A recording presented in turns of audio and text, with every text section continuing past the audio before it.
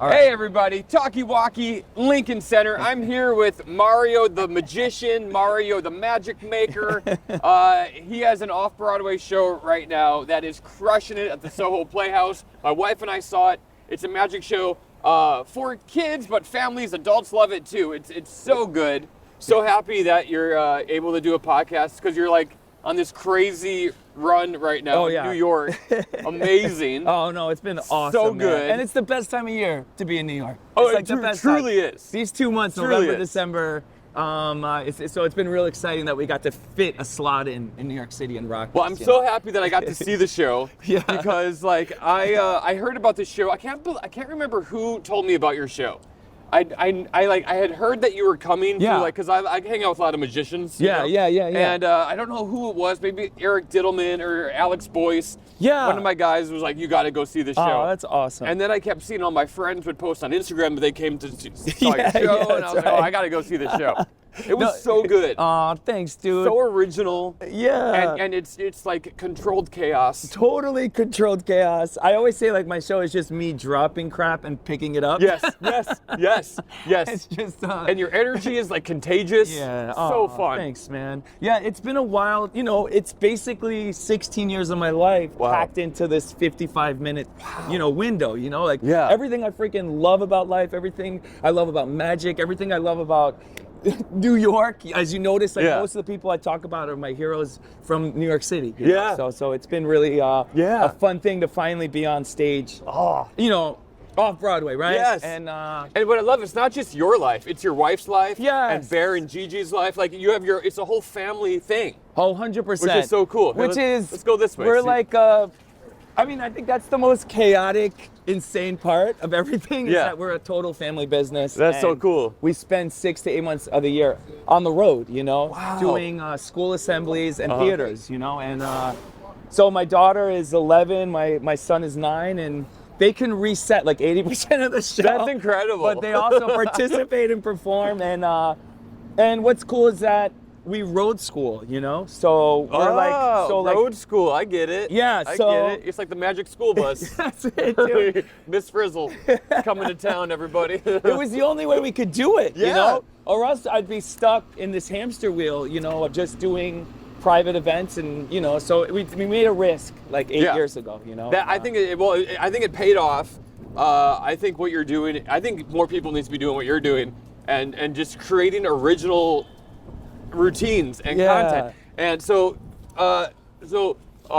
Mario's show is about taking like the resources you are presented with and creating magic with them or joy with them. It doesn't have to be magic, but just like using what you have, use a little imagination. And you don't need as we walk by like semi-trucks of production for the Big Apple Circus, but you're saying you don't need a whole production to make art, right? Which is really fun because you do a lot of robots, a lot of cardboard, a lot of 3D printing, a lot of programming. And so how did you get into like making robots? Did you go to engineering school? Are you just like a savant?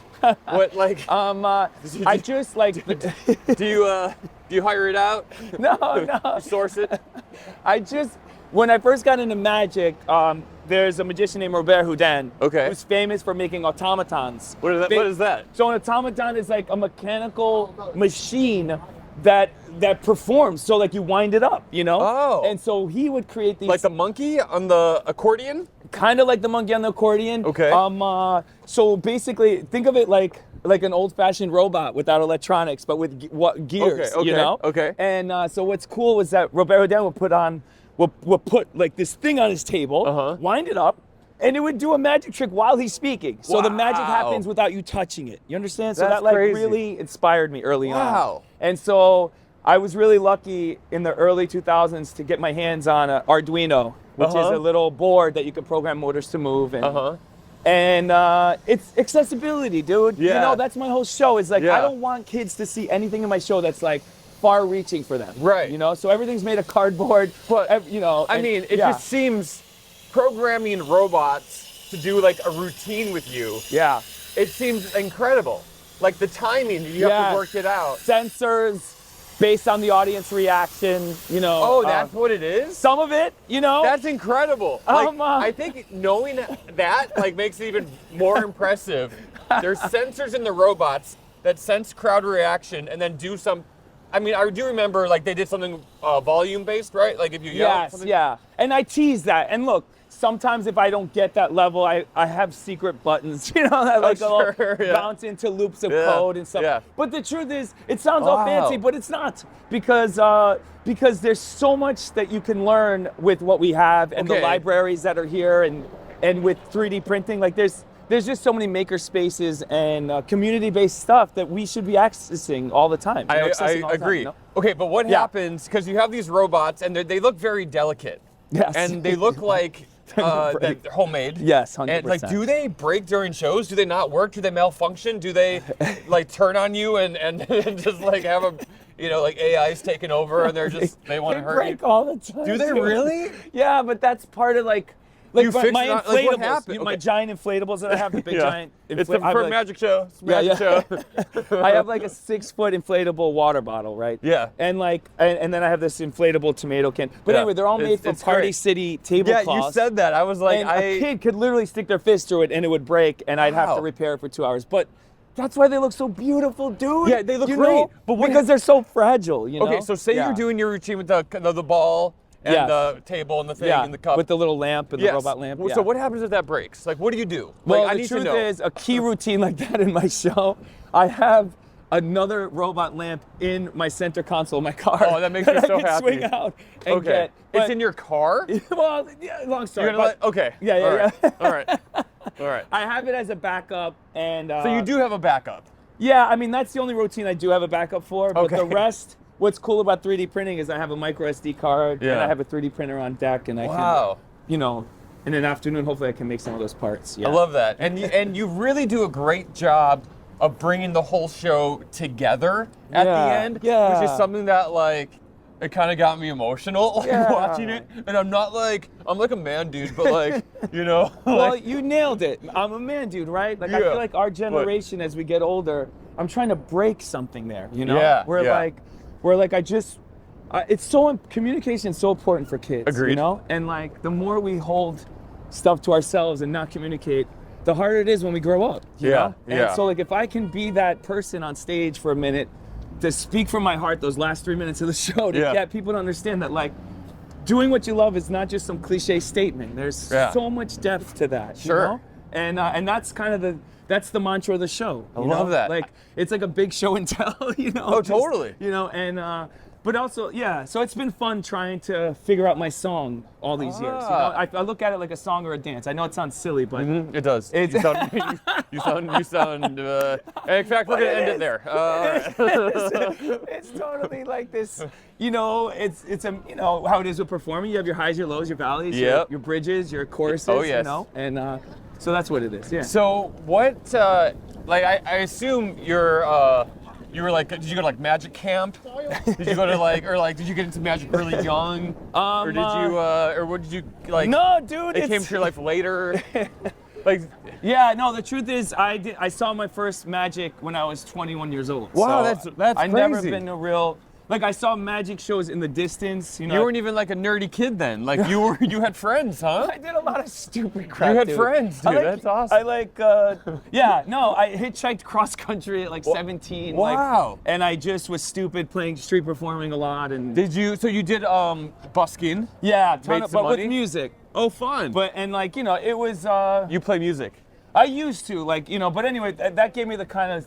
The foundation of being in front of people and performing and So you were kind of like hitchhiking on the road. Yeah, there was a group of kids, like 5-6 kids. We were all just really stupid. Sound like the crazy. Newsies or something. Yes, it was like and we just kind of like, I don't know, spent a year and a half of just kind of exploring, you know? You know when you're 17, 19, you feel like you'll never die? You know, it's really stupid and crazy. No, I think that's fun. And And was your family cool with you just... No, not at all. Oh, they were all right. terrible. But it was, but honestly, the reason why I bring that story up is because I accidentally opened the doors to a brick and mortar magic shop in Grand Rapids, Michigan. Accidentally? Yeah, like I thought it was an antique shop. I loved antiques, like garage sales.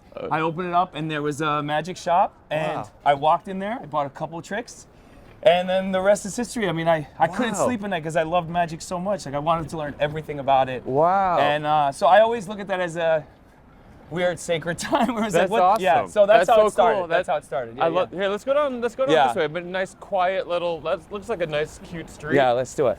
Oh, I love that story because most magicians, I think, start young, younger than 21 at least, and they, but maybe not. No, totally. I mean, for me, look, you saw the show. It's complete chaos. It's just so fun. It's everything I love, you know? So, like, I'm a big fan of, like, Jean-Michel Basquiat, Alexander Calder, you know, Andy Warhol. Like, and you talk about these people in the show, 100%. which is so fascinating. It's a kid's show. Right. And you're talking about Tesla. Yes, Nikola Tesla. And the, you know, it's educational to a point, but it's not preachy. And I like that it doesn't feel like you're getting educated, which is always like the best way to do it. I mean, that's the whole idea. Like, I was gonna be an elementary school teacher. Like, that was kind of my goal. Yeah, because, like, you know, after all the stupid traveling in my early 20s, like, the audience creates the performer. That's what I always say. Yeah, I agree with you. And, like, you have to surrender yourself at some point if you want to be a performer, you know? And, yeah. And it was my wife that was like, dude, you suck when you perform to an all-adult crowd, but when there's kids in there, for some reason, you rock it. You know? I would love to see you perform in an all-adult crowd. No, do not want to see that. Yes, I would, because I think it would be. I think I would love it. But is the energy different? No, I As think you walk by, honestly, like, a school yeah, of kids. I love this. No, I think honestly, I'm very nervous on stage as a person. You are? You know? No, early on, you know. Sure. And so, like, what happened was, when I say the audience creates a performer, what I'm saying is I take the things that make me weak as a person, which is being nervous, right? Sure. And if you notice, it's all slapstick, you know, in my show, Yes. and I use it as my strength. And that's when I'm not afraid anymore on stage. Wow. So it was just this organic way of figuring out, like, how do I stay confident? Because an audience wants someone who's confident on stage. The second you're nervous or you're showing that you're sweating, they'll read they'll it. murder you. They'll stone you. They're like you a know? lion. Yeah. And especially they'll kids. get You know. Kids will. Yeah. Yeah. But for some reason, you know, well, not for some reason. It's just who I am. You know. Yeah. I just, you know, that's where the stuff moves faster, and I feel more myself, and I connect. You know. And who were some of your, like, magical influences? Is that growing up? Who were some of your magical influences growing up? Because I did see a lot of, like, you're very talented at sleight of hand. Yeah. Oh, And thanks. like, you know, and so, like, did you have any? Who were your like, your guys? I mean, or your girls. I mean, you know, right off the bat, when I first got into magic, David Blaine's first street special. Oh my gosh, that was so good. It was just he turned the camera around, right, like to the audience. Yeah, you and know, that was like, just, it like, was revolutionary. You so know, good. And I read his book when it first came out. He published a book like right within those couple years. I had that book too. And then from there, you know, like Charlie Fry, George Carl. Like, I was watching old YouTube videos. Bill Irwin from New York City. He was Bill Mr. Irwin, Noodle great. from Sesame Street. Yeah. David Kaplan, he just came to my show. The Great Kaplan. You can look him up on YouTube. He's a hero. If you see my signs and banners following my show, that's because of him. He inspired me. So many people. No, yeah, and that's, look, man, that's what I'm trying to do with my show too. Is like, what are you most excited about in life? There's a reason you're excited about it. It's part of your story. You know? Chase after it. Learn everything you can from it. Like, that's what I try to share to the kids, because that's why I'm here where I am right now. You know, standing here doing this. You know, it's because I just feel like we all have a purpose when we're on stage. Don't waste the audience's time. Like, what is the why? Like, who are you? There was not a minute wasted. I couldn't. No filler. It was like so fun. Yeah. And like, I know you're almost sold out for the run, but if you do get a chance to snag a ticket, definitely do it. You will not be disappointed. Like, so fun. And you've had some pretty interesting people come see your show. Like, you had Casey Neistat come to your show, and awesome Casey's family. Yeah, he seems like, you know, I've been trying to get in touch with Casey for years. He just seems like such a cool dude. Yeah. Like, you've had David Blaine, of course. I think he was there the day I came. Yeah, David Blaine came. The great artist JR, like, he was in the audience. Wow. There's been a couple really fun. There's been a couple fun people. That's so cool. Well, that's what we love about New York Does City, anyone like too. stand out? No, I mean, seeing David Blaine always, you know, he's done so much for my family, you know, and it's been exciting. Oh, you know what, stand out? You put it. That's cool. No, that's cool. I love you. No, that's cool. Yes. I'm joking. No, but it's been real fun. But it's been really fun, and And honestly, like what's been really cool is like people from my high school that show up. And because I honor my teacher, Miss Ranello, in my show. Oh, that was so sweet of you. And there are people that had her too, you know. Oh, wow. Has she come to your show? People have reached out and emailed her, but I don't know. I mean, you know, she's a lot older now, so I don't know. Oh, have you talked to her at all? I haven't. I don't know. I'm just a little nervous, you know, because like she's impacted me so big. You know? She's definitely a big theme of the show. Which is very sweet. And I always want to leave it open where it's like if she feels, you know, organically it happens. Yeah, you know, no pressure. But yeah, no, it's been fun. Like my parents have never seen my show. You know, Really? it's like my full show, so they came to see 2 weeks ago. Wow, what do they think? No, it was cool because they finally see like, you know, what all the chaos is about online. Yeah, and go ahead. No, that's it. Yeah. How long has like putting together this specific hour taken you? Oh man, I mean, this is 16 years, you know? 16 years. So you've been doing magic for longer than that, or is that like? No, I'm saying, yeah, you're right. I mean, I would say it's been about 20 years that I've been doing magic. Oh, okay. But, you know, it's 12 years of, you know, private events in New York City. Yeah. Like jumping out of a car, going up like a 6th-floor walk-up, going to a birthday party, coming down, going to Brooklyn. All those moments have shaped, you know all that organized chaos. So it's like bits and pieces. It's like the best of, right? Yeah, kind of like. And then after that, you don't ever as a performer want to get burnt out where the jokes are over the kids' heads. Right. You know? Right. So like, we reached a point where we're plateauing here, and we're like, I have to learn how to do this publicly more instead of just So we started doing a couple of teasers, and you just keep building, right? Yeah. And I don't know. I think some of the greatest material that I have is because I was vulnerable to other performers and just sharing my ideas and having them give me critiques in a positive and heartfelt way. Can you share like some criticism that you might have gotten from someone that you respected that you took and used? Yeah, I mean, I've had like the ending of my show. I have this like very specific ending. I don't want to give it away, but like. I didn't have that before, and I just had more of a traditional magic ending, and a magician reached out and was like, look, dude, like, you need something that like drives them nuts, like, you know, when they go back and they're driving home. It just builds. Yeah. And it's so cool. And it hurt when they said it. Yeah. And, but they were right, and I had to go down a rabbit hole of searching and figuring out, like, what is the right ending for me, you know? Yeah. I mean, I know it's crazy for you too with joke writing and stuff like that. Like I'm sure it's a journey, right? Yeah. You test out. How does it work? Well, so with you know? Yeah, so I'll write a joke and then I'll usually like post the joke to my Instagram as soon as I've said it. Yeah. And then, but I don't feel like I'm wasting or burning material because usually that joke transforms into something else. Yeah. And so when people hear it again in a year, like if I record it on an album or something, it'll sound completely different. Yeah, or like that's my hope. Well, you mean like because you have that whole year to test it out live and and shape it, change it, add things, take away things. You know, jokes are always transforming. You're never done with a bit. You can always add a tag. You know, and is it because of the themes of society and culture and like as trends change? Oh, that's you part have to shape the pattern and the wording. That's definitely part of it. It's fascinating to me. They say the best feeling in the world is when a new joke works, and the worst feeling in the world is when an old joke stops working. Oh, wow! I feel that. Even in magic. Yeah, I mean, I'm sure there's routines you have that when you first do them, they crush. Yeah. And then you notice, like, over time, the response isn't what it used to be. Yeah. And maybe it's because people see a lot of magic on TikTok. Yeah. Or they're not impressed. But the tricks you do are, like, I don't think anyone could see your show and be like, oh, I know how he does that. Yeah, it's a pet peeve of mine. Yeah. So, like, I'm so obsessed with trying to make everything in my show that it's a curse and a blessing, you know? Because... recently someone gave me advice about you need to add this trick to what you're doing, which is shoot, and it's someone else's trick, and I'm like, I can't do that because but it's like a trick that's perfect though. It fits perfectly, and then they looked at me and said, "That's your ego talking. You need to freaking let go of it and do it." And he's right, because at the end of the day, it's like you want to create the best and most impactful performance you can, right? Sure. And if that means surrendering something that you could use, just because, so anyway, we all have our weird things. Like, you don't want to be like a cover band. Yeah, exactly. Doing the best of. No, totally. I mean, there are some people that do that really well. Right. And make a good living doing it. Yeah. I like that. I like what you're doing. Now, we both did the Edinburgh Fringe Festival. And for those of you who don't know, that is like the mecca of entertainment for the month of August. It's Edinburgh, Scotland.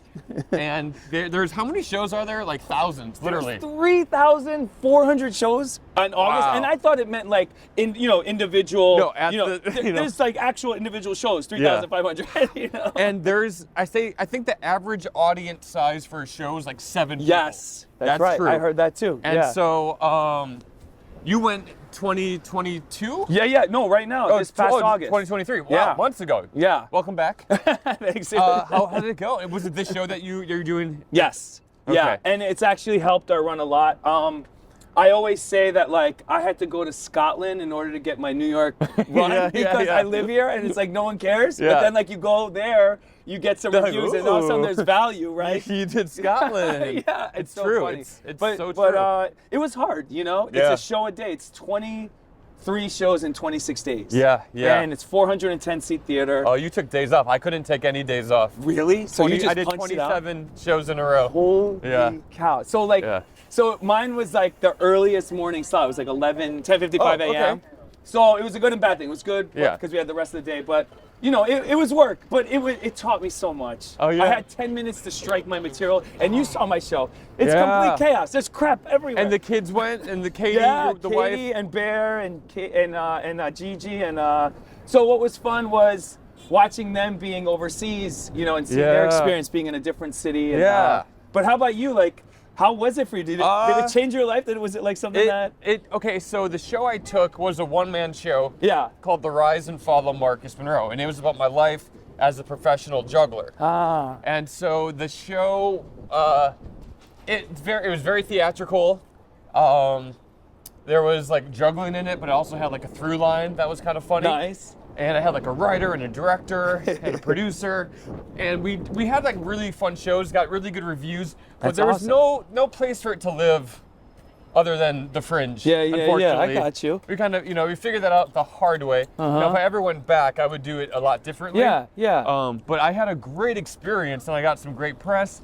I got to hang out with like Darren Brown, and he actually helped direct the show a little bit. Wow. He popped into rehearsals when we were in New York. That's amazing. And Darren Brown is a mentalist and one of the best minds of magic currently living, right? I guess. English. Very cool guy. Cool guy.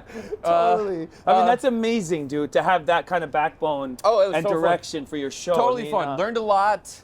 And it must have elevated everything that you do, right? It valued it more, and like getting the reviews and giving your confidence too, right? Doesn't it build your that you have something? I don't know. It gives me like legitimacy. Like people think, oh, he's legit. He did Edinburgh. It adds a little bit of that, for sure. For sure. Yeah. And I went the first time I went to Edinburgh was in 2003 with my high school at the time. And so I have a question from one of my high school classmates for you. For me? For the podcast. Oh, yeah. All right, so let's... One of your high school classmates. One of my high school classmates who I went to Edinburgh has a question for you. Okay. All right, so here it is. Hey, Mario. Hey, Marcus. I have a question for you. Well, not you, Marcus. I don't care. Mario, where do you see yourself in 5 years? And by that I mean, what do you want to be doing in 5 years? Part 2 of my question. If you couldn't do magic ever again, but you're not allowed to, and you can't get a job working in the entertainment industry, what do you do? What do you do with your life, Mario? What do you do? Ben, talk about legends. Ben Seidman. Absolute legend. So he wants to know, where do you see yourself in 5 years? And if you weren't doing magic or anything in entertainment, what would you be doing? Thank you, Ben, for the question, by the way. Damn, Ben, why are you gonna give such deep questions? All right. No, I'm just so happy where I'm at right now. Yeah. Like I feel so grateful that I'm home. I'm in New York. This is where I was born. I lived right outside of the city, and I love every moment of this off-Broadway show. Like it doesn't matter. It's a humble little space, but you work so hard for so many years to and then I just want to be able to enjoy it because it's so much stress too, like during the week with ticket sales and getting everything moving and all the moving parts to finally have the lights and you're behind stage ready to walk up, that I just want to be able to enjoy it, and I don't want to think too far ahead, you know? And but I think the goal is always to make the show bigger, but not necessarily like physically bigger, but just that I impact more, you know? Sure. And, but you know, I have dreams. Like I would love to have a seasoned kids TV show that's like Pee-wee's Playhouse, Mr. Rogers, punk rock. Like, yes, that'd be where fun. all my best material could put into 13 episodes or something. Yeah, you know? that'd be really fun. You know, that would be a fun adventure. And you know, my wife loves traveling, and I just, if we can travel continually. Do like a travel magic show. Yeah, like we're gonna be in Australia at Adelaide. Oh, yes, that's so exciting. Congratulations Thank you. on Adelaide. That's a huge Fringe festival as well. Yeah, so that'll be fun. Like that the show just keeps staying relevant, and you know, you keep changing. Like you said with joke writing, like you just got to keep forming it so it stays, you know, fresh, you know? That's so fun. Yeah. Thanks for those questions, Ben. Yeah. Well, the last part was if you weren't doing magic or anything in entertainment, what would you be doing? Oh, I mean, I love going to the MoMA, the Whitney. I just love making things, you know? And trust me, if I didn't have to do performing, I would be making sculptures and little circuses like Calder, and I'd be making screen prints and posters and just, you know, just making art, you know, like making more robots. And I'd probably be walking around with a robot that follows me, hopefully, and I don't know, but how do I make money though, Ben? I have no idea. Well, I mean, that's the question, right? Right. Is, I don't know. If I had to change careers, I would probably go to be a teacher, you know? Yeah. Maybe something like that, you know? Yeah. That's very cool. Well, Mario, thank you for joining me on this Talkie Walkie. I had a great time. It was so fun to just. It's cold though. It's cold as hell, man. It's so cold. But we rocked it. We did. We rocked it. Oh, look at this line for the Drew Barrymore show. Oh, damn. That's kind of cool. We got to get you on the Drew Barrymore show. You did Sesame Street. Yeah. How cool is that? Oh, it was the best. It was awesome. That'd be so awesome. We did a lot of fun little spots. NBC Universal Kids. We were on Sprout for a little bit. We did an episode or two, and that was cool. Wow, they're out there in the cold, dude. It's no joke. They are. Everyone loves Drew. Unless you're an actor or a writer. No comment. They're out there though, for real. No, I love it. I love it. No, I'm sure she's great. I'm sure she's really nice. I don't know her. I don't know. She's really good. We made it through, man. We made it through. It was freaking cold as hell. It was. No, this has been so cool, and like I think some of the best parts for me was like freaking going down a rabbit hole, seeing your material all just punched together on Instagram has been so much fun. And I can't wait to see your stuff live. Oh, come to a show. I would love that. I would love that. All right. I'll be in Poughkeepsie. Is that close to you? I'll go to Poughkeepsie. How far is that? No, it's far. It's like 6 hours. Oh, don't do that. I'm joking. Don't do that. We might. Yeah. My wife too. Like we definitely don't drive more than like 40 minutes to see me. No, it's not that far. I'm teasing. All right. All right. All right. We did it, Mario. Yes. Talkie Walkie. Thank you. Yeah.